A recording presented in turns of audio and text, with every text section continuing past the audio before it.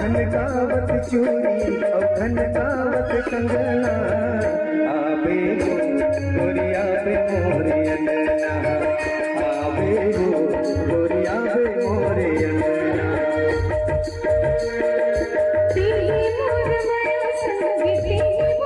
Hello संगवारी हो, स्वागत है आप मन के अपन YouTube channel CG viral news के नया वीडियो में।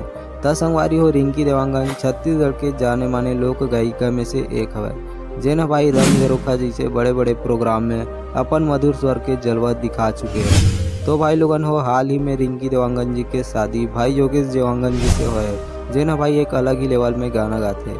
तब भाई लोगन हो, रिंकी देवांगन और योगेश देवांगन भाई अपन खुद की शादी में ऐसे गायकी करी से मतलब ऐसे जलवा दिखाई जेला भाई लोगन मन देखते रहिए। और साथ में ओकर यूट्यूब सोशल मीडिया में वीडियो ऐसे वायरल हो कि भाई पूछो।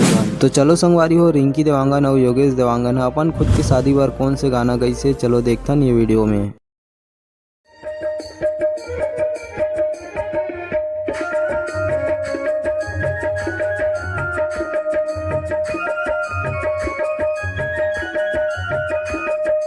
खनकावत चूड़ी और खनकावत कंगना खनकावत चूड़ी और खनकावत कंगना आवे हो गोरिया बे मोरे अंगना आवे हो गोरिया बे मोरे अंगना।